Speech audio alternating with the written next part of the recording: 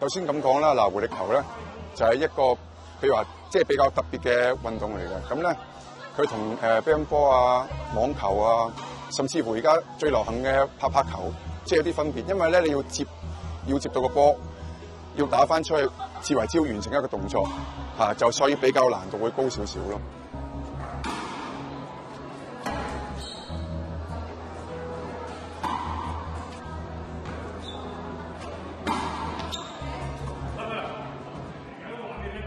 活力球咧，我哋僆仔已經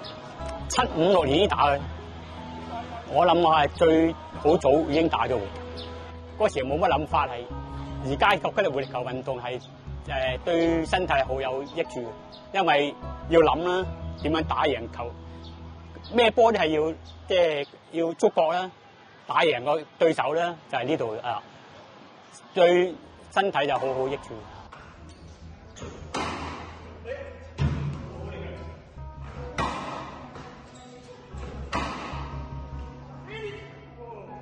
活力球啊，我覺得佢係一種比較競技濃厚重啲嘅運動啦，啊，因為有單打有雙打啦，嗰個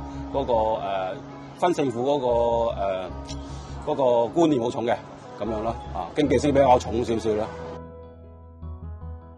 問起好多00後出世嘅後生仔，好多人都唔知澳門曾經流行過回力球，甚至連回力球係咩都唔知。呢一日，我哋就跟住一班回力球愛好者上嚟松山，睇下佢哋平時係點樣打回力球。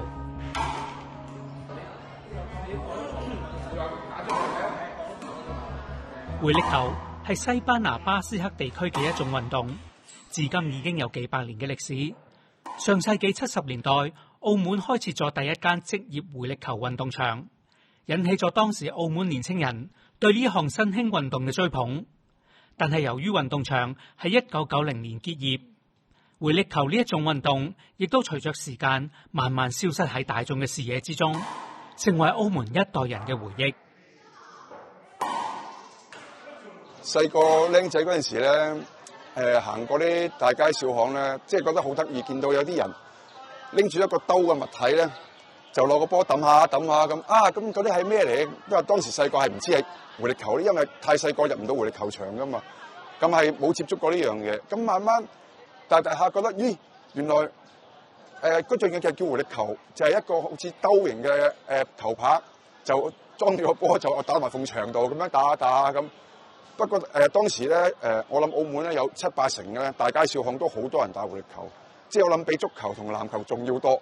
係啊，所以你問我點解會突然之間咁風魔澳門咧？即係呢樣嘢，即係佢係一種魔力嘅，係啊，即係稍後之後到自己大個啦，10幾歲入到回力球場，再睇到班真嘅回力球員打波咧，即係發覺哇，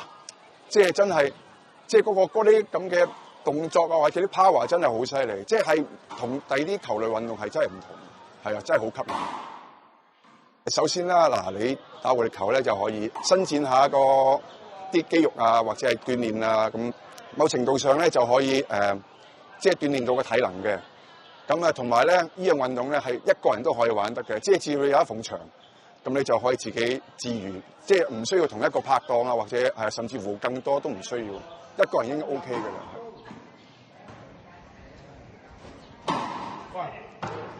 我哋僆仔嗰時就偷偷入去活力球場睇嘅，已經因為入咗去活力球場，哇，個球場真係好靚好大，一條柱都冇嘅。因為我哋嗰時係最早期，最吸引係有7個球員係最頂班嘅，艾利安啊、歐比亞、歐伯祖嗰啲啊、何力加、葉輝嗰啲啊、葉士斌啊，嗰7個球員我哋最吸引嘅，係最輝煌活力球嗰時係最好波嗰班，所以喺佢度學到好多嘢啊，帶上嚟咪對身體啊各樣嘢啊走動啊你睇我而家64歲啦而家咁精神啊，就係帶活力球所致啦所以呢種運動係值得推廣嘅。不過而家僆仔啊，即係冇睇過接觸過回力球啦，睇唔到啦，所以我哋打回力球咧，而家咧我冇打回力球30年嘅都，50零歲再打翻，跟住再睇啲 Apps 再睇翻，已經哇好享受嗰種打回力球嗰種球聲同埋嗰個接罩聲已經好享受，所以呢種運動我哋覺得值得係後生仔再欣賞啊，再打一次啊！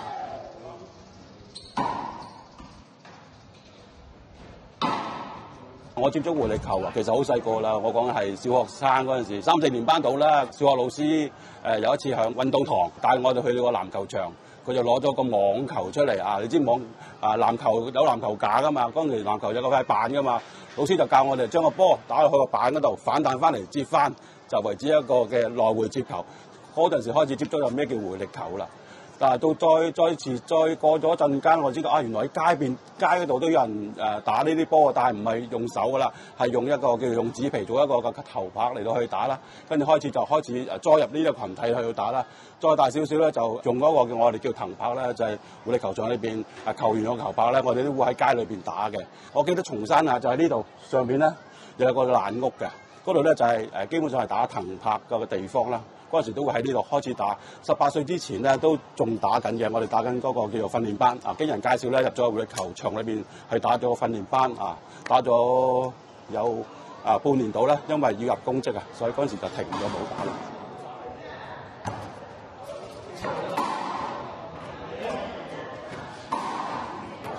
呢個運動吸引力嗰個運動量都大嘅，同埋先我都講過啦，個叫做競技味係重嘅。對年輕人嚟講咧，嗰個受吸引力就係呢一樹啦啊！所以咧，見到我哋呢個年紀嘅人咧，都係仲係打緊嘅。真正嘅巴斯克回力球可以用手打，又或者用球拍嚟打，亦都可以用呢一種欖形扭狀嘅手套嚟打。而澳門嘅回力球就係用呢一種球具嚟玩，但係真正嘅球具唔單止重，玩起嚟嘅時候仲要有一定嘅場地要求。所以由以前到依家，澳門嘅波友都會自製球具嚟適應唔同嘅場地。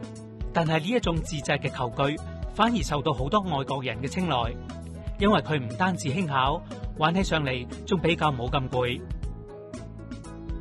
首先咧，而家我為大家觀眾介紹一下啲基本嘅回力球裝備啦。首先我哋介紹真正嘅回力球，有真正嘅回力球頭盔啦，佢係比啲正常我哋嘅頭盔有啲唔同嘅，嗰個內膽係有啲防震同埋嗰個安全性係好高。一個2寸直徑嘅實心嘅橡膠波，咁面頭就包咗個羊皮，佢個殺傷力都幾犀利㗎。但係呢啲波咧，只係適合咧喺雲石地同埋一個佢比較硬嘅場地嚟打，因為如果你唔係實心場咧，佢係唔會彈個波。咁另外呢個咧，現役用緊嘅真正回力球拍啦，佢個質地就係西班牙嘅蘆葦草織成嘅。當年我哋澳門咧打嘅球拍都用呢啲咁嘅質地嚟做嘅球拍。咁啊，現在咧就要買嘅話咧，咁咧要去啲外國啊或者菲律賓啲地方咧，要訂做先買到翻嚟。至於咧，我哋本土回力球拍咧，就分木板啦。同埋呢啲包咗碳纖嘅質地嘅木波咧，就係一個正常嘅網球，就搣咗皮就變成一個膽嘅波，佢就個彈道就高啲嘅。同埋咧，我哋初咧就係手介呢啲咁嘅木板，慢慢咧而家就用鐳射切割嘅。咁就而家有啲波友咧，仲更加研究到係即係包一陣碳纖嘅皮上去咧，咁令到個球拍咧個耐用程度更高嘅。嗱，咁呢啲係我哋本身而家澳門打緊嘅叫做本土回力球嘅球拍。首先咧，2種球拍分別咧，個分別度就係咧，呢個球拍咧就只係可以打到呢啲波，因為咧呢個波係點都有一個重量喺度嘅。如果呢個球拍愛嚟打呢啲波或者呢啲波咧，因為佢唔夠重量咧，所以其實係打唔到嘅。嗱，又倒翻轉啦，我哋呢啲球拍咧，只係接受到係用呢啲網球性質嘅波。而唔可以用呢啲波打嘅，因為咧呢啲波一打落去咧個底係會穿嘅，因為係實在係嗰個受力嗰個程度係唔同，同埋嗰個發力點即係大家都唔同，因為呢啲始終都係穿隻手上去啦，仲要綁繩啦，咁啊變咗咧，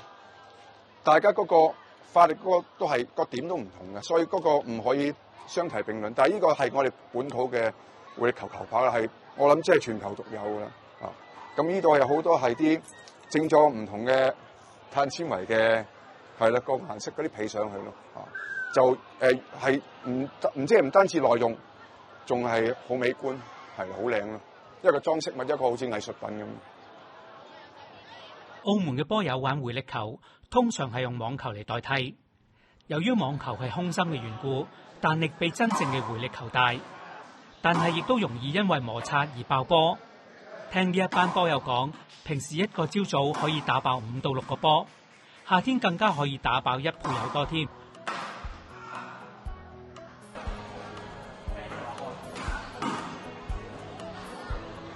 依家玩回力球嘅人越嚟越少，好多都係60、70後先嚟玩。啲波友都話，現在好少有年青人嚟玩呢一項運動，斷層成座摩天樓咁高。但係我哋喺現場反而見到有小朋友不停咁喺度望。詢問之下，原來仲有啲小朋友對呢項運動有興趣。下節翻嚟，我哋繼續睇下呢一位小朋友點解會咁中意回力球呢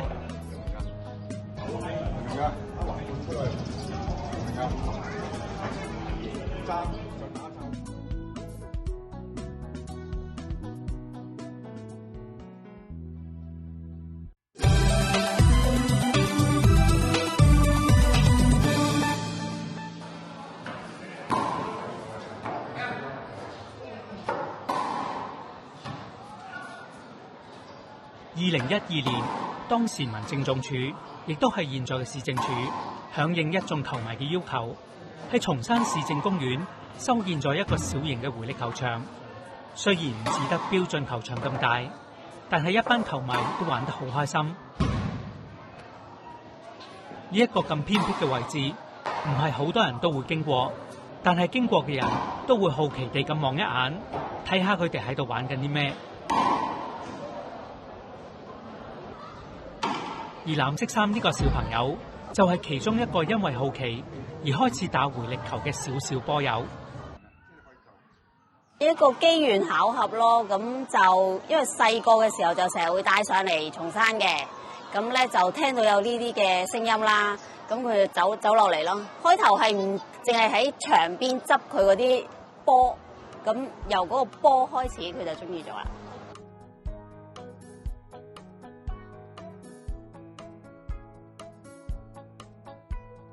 一次偶然嘅機會，加上一顆好奇嘅心，就係咁打開咗卓恒對回力球運動嘅熱情。每個星期幾乎都會上嚟松山打波。一開始只係望住叔叔佢哋打，後嚟媽媽見到佢咁中意，就搵到波友叔叔開始教佢打回力球。佢哋又唔會話好好奇，但係就佢覺得點解你會長期伏住喺嗰度唔走，咁樣喺度睇咯，咁樣。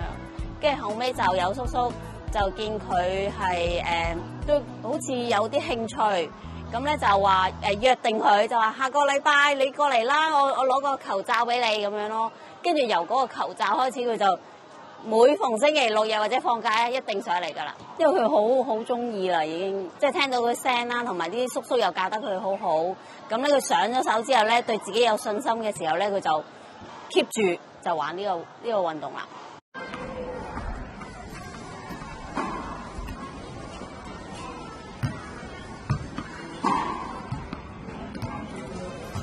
因為我同我老公都係好中意運動嘅，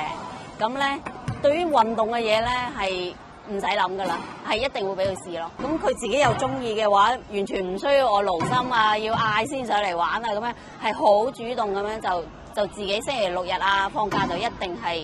必定係上嚟呢度噶啦。回力球係目前世界上排行第3，地表上速度最快嘅球類運動，好多人都中意佢速度高嘅感覺。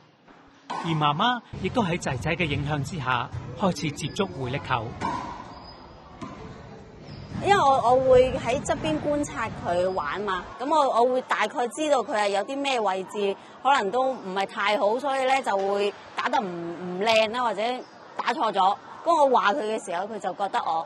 話媽媽你都唔識嘅，你點解要話我啊咁樣？咁我就要自己去體驗咗，咁我就再話翻俾佢聽咯。咁佢就容易接受啲。佢打完回力球咧，我覺得佢對自己嘅自信咧係多咗，因為我見佢譬如打波之後啦，你接到波之後嗰一下嘅信心係好少會喺即係平常裡面見到啊！嗰個眼神咧係好肯定自己係 OK 嘅咁樣咯。咁我覺得佢呢方面係有進步咯，即係同埋開始會同啲叔叔有接觸咗之後咧，佢係人際關係方面咧，我覺得佢有改善嘅。我第一次見到回力球嘅時候好開心，因為我聽到啲聲音好聽出嚟。我覺得打回力球最難嘅係接波，我覺得我自己打得 OK。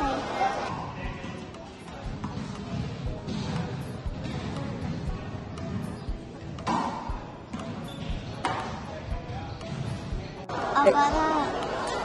慢慢可以再打好啲咯。昔日嘅回力球喺澳門係一項職業運動，每日都有比賽，既可以賺到錢，又可以打波，所以當時好多人都想成為回力球運動員。喺呢一班業餘愛好者當中，有啲都曾經參加過球員培訓班，進修回力球運動知識同埋技巧。佢訓練情況，佢有幾班制嘅，由初級班啦、中班同埋預備班啦，即係佢哋預備係呢一班人係選拔出去做呢個嘅正式職業球員。但我就嗰陣時就係打緊叫最低級嘅叫做初級班。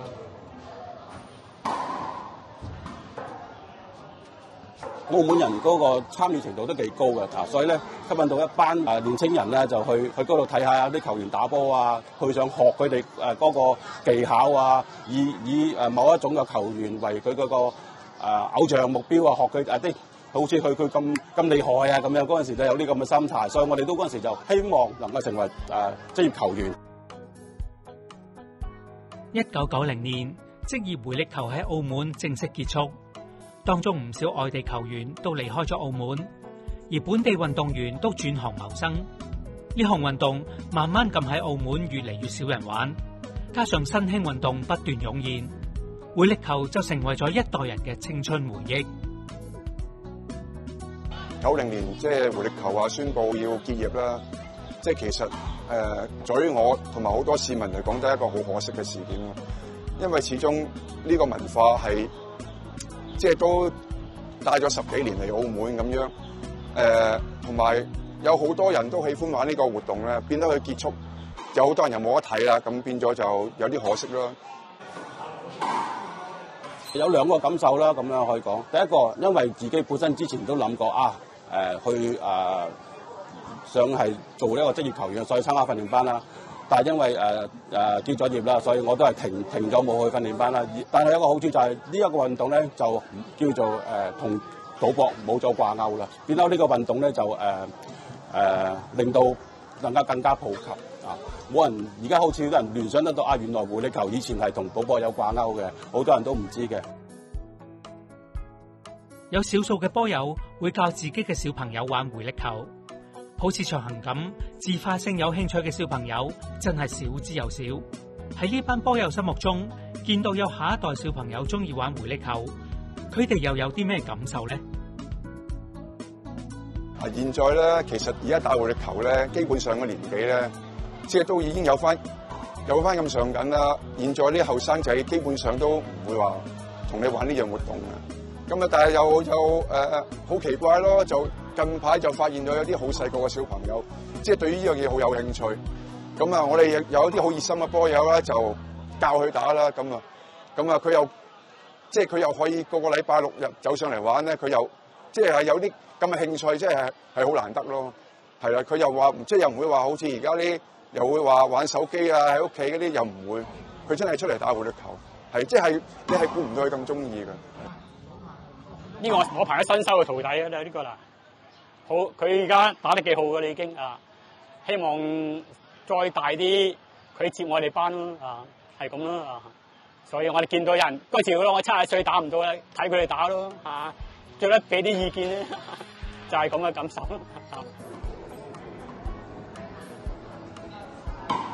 回力球係70、80年代嘅澳門紅極一時，喺一代人嘅心目中，回力球唔單止係一種運動，更加係一種時尚潮流。但係呢項運動由於玩嘅人越嚟越少，喺澳門已經逐漸式微。希望呢一班熱心嘅球友能夠繼續玩落去，唔好令到呢一種運動只係流傳喺記憶裏面。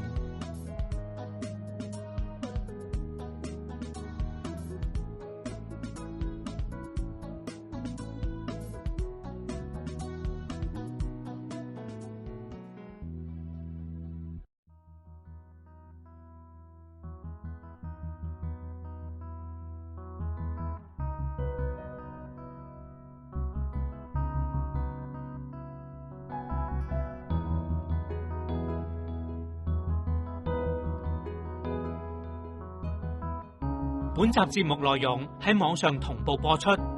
可以上澳廣視網站 tdm.com.mo 收睇節目。